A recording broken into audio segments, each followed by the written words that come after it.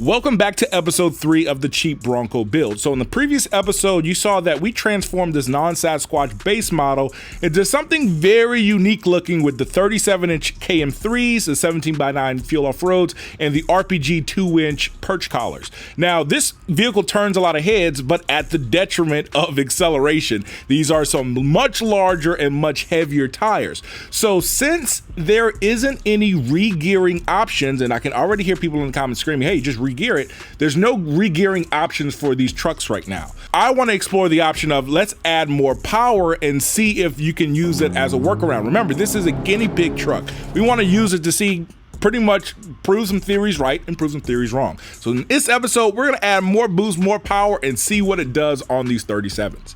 And the way we're going to do that is with this JB4 right here. So this is a Berger Motorsports JB4. It's a piggyback tuner that is going to modify the sensor signals and add more boost. And it's not just adding boost, there's data logging as well. It's a full complete system. It isn't any type of bullshit here. I mean, it comes with its own mobile app as well. So you can data log, you can access things on the fly. It's wireless as well.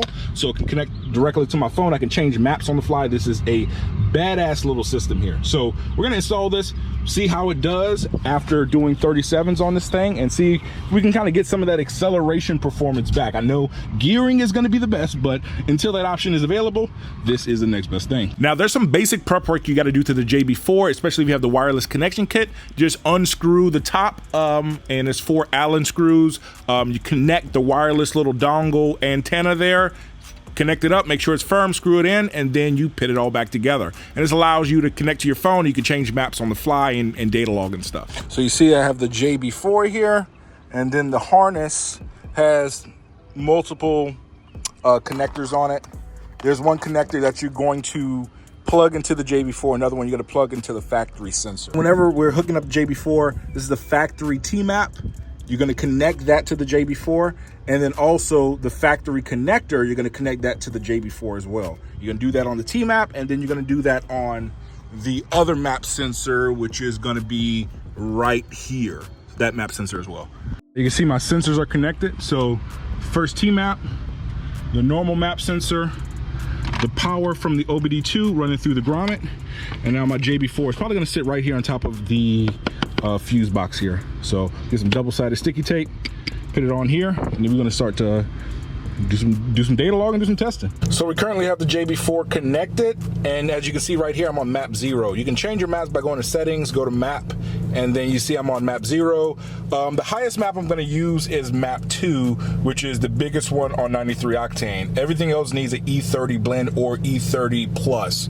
So right now we're going to test it out from 0 to 50 miles an hour, which is my 62 miles an hour because of the 37s. And we're going to test out on map 0, which is no tuning at all, and then we're going to go to map 2 and see if there is any difference. I can probably tell a difference from feeling it, but I want you guys to actually see something, so I'm going to data log it as well.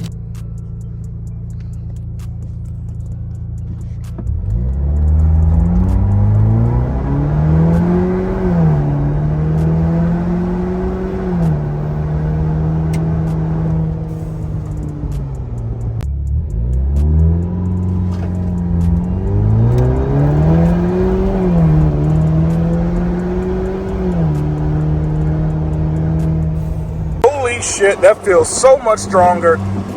Oh, the boost dies off after 3rd gear. The boost starts to kick back a little bit. I mean, that's just how you protect the engine. You don't really want to have like 22 pounds of boost sustained for a long period of time, but this helps that acceleration a lot, and this is why I like this JB4. Man, I got my acceleration back. Yeah, re-gearing is going to actually make it even faster, but right now if I put my foot down, I can get places. It's not that bad having 37s right now. And then the sounds of the blow off, like, this truck is a whole different animal right now. So if you're looking at this is that previous pull I just did. This is the map 2 on 93 octane. So if you look at the green line, that's RPM. So as I'm going through the gears, you see it drop, rise back up to the shifting point, drops again, and it carries a little bit longer. So that's RPM. You see that red line all the way at the top that's flat, that is my pedal, that's my foot pedal. So I'm 100% matched to the floor. Now, if you see on both pulls, when I get right around 45 to 50 miles an hour, the boost kind of backs off, and it kind of, you can tell it's not making as much power as it should. And this is usually with the factory tune that's under the piggyback, the actual factory tune by Ford. You can see that past like 45, 50 miles an hour, or where I guess maybe the logic is how long that I have myself full throttle. If you look at the red line is my pedal, but the orange line is throttle. You can see right around, I would say 45 miles an hour, you can see the throttle dips down very heavily and kind of hovers between like 65, 70% or so. So at this point, like if you look at it, you can see pedals 100%, but throttle's 57. So the throttle is electronic and it's starting to close halfway. So you're not getting the most amount of power. Now that is to protect the engine. Remember, if you're full boost, let's say, for example, I'm boosting over factory. My boost 2 is 22 pounds. Normally on the map 0 or the base map that has no tuning on it, I'm usually not seeing more than 18. So I'm having like 4 more pounds of boost on this motor. And yeah, if you do that for a sustained period of time, let's say like you're just cannonball running this thing at a minute at a time, you're going to destroy that turbo. And this is pretty much, it prevents you from doing that. It's a lot of safety precautionary stuff built into the JB4 and built into the Ford software as well. So if you think this is gonna be like, oh, I'm gonna turn my Bronco into a Hellcat, no, it's not gonna be like that. But what it does is between, hey, 0 miles per hour up to like 40, you have that increased amount of boost that helps with acceleration, which is all I need. That's what I need to move those 37s forward. I don't need to hit 150 miles an hour with this thing. So I just want to kind of show you guys how the map is, and you can data log with this thing. You can look at past previous runs. I mean, this is a badass little system here. Like, dude, this thing is legit. Love the way this thing drives right now. Then the blow-off valve is like the icing on the cake. Oh man, I love this truck now. But yeah, it feels goddamn good. Like, yeah, you're not doing that on factory tuning. Like, I don't even feel these 37s right now. I can hear them right now. I don't feel them though. This is badass, bro.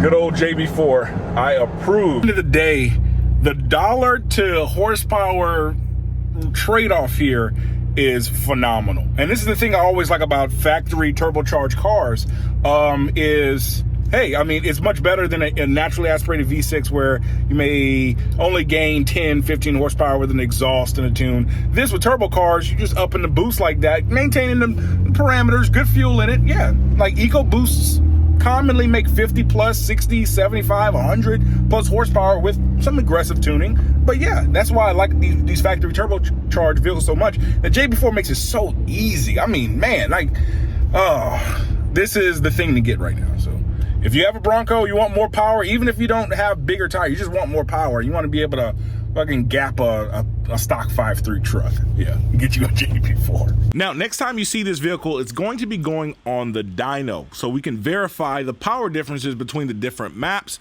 and give you a realistic world view of, if you're running bigger tires like 37s, how much power are you going to gain with the JB4? And also, if you go back down to a smaller tire, is that going to add even more horsepower? So we're going to experiment on the dyno between tire sizes and seeing what the trade-offs are and how much power you even lose by going up there to 37s. So yeah, the build is going great. I want to include a little bit more feedback. So if you guys have something that you want us to test out, is there something that interests you that you want to see put to the test, let us know. And we just want to make some cool Bronco content for the community. So at the end of the day, 337 Speed, follow the socials down below, follow Mad Hatter Garage, and yeah, we're gonna come out with even more episodes. You guys are gonna see some badass little content. So stay tuned. Peace.